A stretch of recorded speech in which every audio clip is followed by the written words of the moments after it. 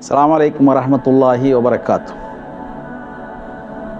ബാല്യക്കാരുടെ പ്രധാനപ്പെട്ട ഒരു ചോദ്യമാണ് പെൺകുട്ടികളുമായിട്ട് ചാറ്റുക, പരസ്പരം ചാറ്റുക. പെൺകുട്ടികൾക്കുള്ള ചോദ്യമാണ്. വിവാഹം കഴിഞ്ഞിട്ടില്ലാത്ത യുവതി യുവാക്കൾ പരസ്പരം ചാറ്റുക എന്നത്. ഇവിടെ നമ്മൾ മനസ്സിലാക്കേണ്ടത്, ഈ യുവപ്രായം എന്ന് പറഞ്ഞാൽ പുരുഷന് സ്ത്രീകളോടും സ്ത്രീകൾക്ക് പുരുഷനോടുമൊക്കെ ആകർഷണം തോന്നുന്ന പ്രായമാണ്. ഈ പ്രായത്തിലാണ് ഇത്തരം ചോദ്യങ്ങൾ ഉണ്ടാകുക. ഈ പ്രായത്തിലാണ് ഇത്തരം കാര്യങ്ങൾ ശ്രദ്ധിക്കുകയും ചെയ്യേണ്ടത്. അപ്പോൾ ഈ പ്രായത്തിൽ ശ്രദ്ധിക്കേണ്ട കുറേ സംഗതികളുണ്ട്. സ്ത്രീ പുരുഷ ബന്ധത്തെ ഇസ്ലാം വളരെ പവിത്രമായിട്ടാണ് കണ്ടിട്ടുള്ളത്. അത് ചില തെറ്റുകൾ ചെയ്യുന്നതിലേക്കുള്ള റൂട്ടുകൾ അടക്കുക എന്നത് ഇസ്ലാമിൻ്റെ ഒരു സ്വഭാവമാണ്. നബി സല്ലല്ലാഹു അലൈഹി വസല്ലമ ആ കാര്യത്തിൽ ഖുർആനിൽ തന്നെ നോട്ടം മുതൽ അത് അവിടെ നിന്ന് അങ്ങോട്ട് തുടങ്ങി എല്ലാ കാര്യങ്ങളും അത് ചെയ്യുന്നതുകൊണ്ട് പ്രത്യേകിച്ച് എന്തോ സംഭവിച്ചു എന്നുണ്ടല്ലോ, അതിലൂടെയൊക്കെ പിശാചി ഇബ്ലീസ് നമ്മുടെ പിന്നാലെ ഉണ്ടാവും. കൊണ്ടുപോയി കുഴിയിൽ ചാടിക്കാതിരിക്കാനാണ് ചില നിയന്ത്രണങ്ങൾ ഇസ്ലാം ഏർപ്പെടുത്തിയിട്ടുള്ളത്. ഒരു തിന്മയെ ഇസ്ലാം വിലക്കിയാൽ ആ തിന്മയിലേക്ക് എത്താനുള്ള എല്ലാ വഴിയും ഇസ്ലാം അടച്ചിട്ടുണ്ടാവും. അത് ഇസ്ലാമിക ശരീഅത്തിൻ്റെ ഒരു പ്രത്യേകതയാണ്. ചാറ്റുക എന്ന് പറഞ്ഞാൽ ഈ ഖൽവത്ത് എന്ന് പറയും. അന്യ സ്ത്രീയും അന്യ പുരുഷനും തനിച്ചാകുന്നത് ഇസ്ലാം വിലക്കിയിട്ടുണ്ട്.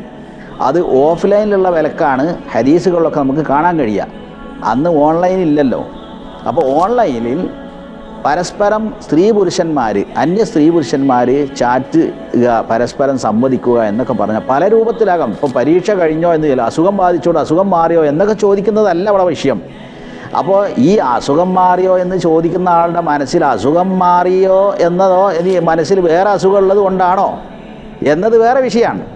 ഖുർആൻ ആ കാര്യം പറഞ്ഞിട്ടോ, നിങ്ങൾ ഫലാ തഖ്ളഅന ബിൽ ഖൗലി, പെൺകുട്ടികളോട് പറയാണ്, സ്ത്രീകളോട് പറയാണ്, നിങ്ങൾ സംസാരത്തിൽ കൊഞ്ചിക്കുഴയരുത്. എന്താ കാരണം? ഫയത്മഅ അല്ലദീ ഫീ ഖൽബിഹി മറദുൻ, മനസ്സിൽ രോഗമുള്ളവരുടെ മനസ്സിൽ പൂതി ഉണ്ടാക്കാതിരിക്കാൻ വേണ്ടി നിങ്ങൾ കൊഞ്ചിക്കുഴഞ്ഞ് സംസാരിക്കരുത് എന്ന് വിലക്കി. വഖുൽന ഖൗലൻ മഅറൂഫാ, ഇനി ഒരാൾ ഫോൺ ചെയ്യും, ആരാടാ അജ്ജി എന്ന് ചോദിക്കണ്ട, അയാളോട് എന്ത് ചെയ്യാം? വളരെ മാന്യമായിട്ട് മാറൂഫായ രൂപത്തിൽ സംസാരിക്കാം. അപ്പോൾ ഈ ചാറ്റുന്ന ആളുകളുടെ മനസ്സിലെന്താ ഉണ്ടാകുക? അത് അള്ളാഹുവിനറിയാം. ഇന്നല്ലാഹ യൻദുറു ഇലാ ഖുലൂബിക്കും, അള്ളാഹു മനസ്സിലേക്കാണ് നോക്കുക. അപ്പോൾ ഞാൻ ചാറ്റുമ്പോൾ, ഞാൻ ഫോൺ ചെയ്യുമ്പോൾ, ഞാൻ വിളിക്കുമ്പോൾ എൻ്റെ മനസ്സിൽ എന്താ ഉള്ളത്? അപ്പോൾ അവിടെയാണല്ലോ അള്ളാഹു ചോദ്യം ചെയ്യുക. അപ്പോൾ ഇത് കണ്ടുകൊണ്ട് സാഹചര്യങ്ങൾ ഇല്ലാതാക്കുക എന്നാണ് ഒരു സത്യവിശ്വാസി, സമർത്ഥനായ ഒരു യുവാവ് ചെയ്യുക. തെറ്റ് ചെയ്യാനുള്ള സാഹചര്യങ്ങൾ ഇല്ലാതാക്കുക. അതിനെപ്പോഴും ഇങ്ങനെയുള്ള രഹസ്യമായ ഭാഷണങ്ങൾ, ചാറ്റ്, ശൃംഗാരത്തിലേക്കൊക്കെ എത്തിപ്പോകാൻ സാധ്യതയുള്ളത് കൊണ്ട് അന്നേരമൊക്കെ ഒഴിവാക്കുന്നതാണ് സുരക്ഷിതം. ഇതിൽ പെൺകുട്ടികൾ മനസ്സിലാക്കേണ്ടത്, ഒരു പെൺകുട്ടിയെ സംബന്ധിച്ചിടത്തോളം അവളുടെ ഏറ്റവും വലിയ ഈമാനും തഖ്വയും, അവളുടെ ഏറ്റവും വലിയ സ്വത്ത് എന്ന് പറഞ്ഞാൽ അവളുടെ മാനമാണ്. അത് കളഞ്ഞു പോയാൽ അവൾക്ക് മാർക്കറ്റിൽ ഒരു 5 പൈസൻ്റെ വില ഉണ്ടാവില്ല. അപ്പോൾ അത് ശ്രദ്ധിച്ചിട്ട് വേണം ഓരോ കുട്ടികളും എന്ത് ചെയ്യുമ്പോഴും ചെയ്യാൻ. അത് സൂക്ഷിക്കുന്നവർക്ക് വലിയ സ്ഥാനമുണ്ടാകും.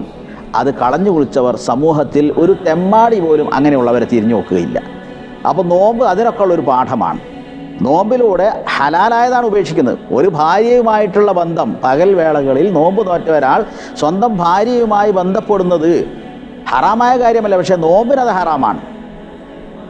അപ്പോൾ സ്വന്തം ഹലാലായത് സ്വന്തം വീട്ടിലുള്ള, സ്വന്തം റൂമിലുള്ള, ഒരുമിച്ച് ശയ്യ പങ്കിടുന്ന ഭാര്യാഭർത്താക്കന്മാർ പരസ്പരം ബന്ധപ്പെടാതെ, ലൈംഗിക സംസർഗത്തിൽ ഏർപ്പെടാതെ നിയന്ത്രിച്ച് ശീലിക്കാൻ മാത്രം നോമ്പ് അവരെ പഠിപ്പിക്കുകയാണ്.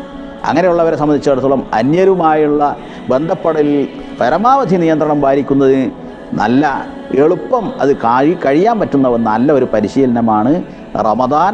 ആ രൂപത്തിൽ റമദാനിനെ ഉപയോഗപ്പെടുത്താൻ നമുക്ക് കഴിയേണ്ടതുണ്ട്. അള്ളാഹു അനുഗ്രഹിക്കട്ടെ. അസ്സലാമു അലൈക്കും വറഹ്മത്തുള്ളാഹി വബറകാതുഹു.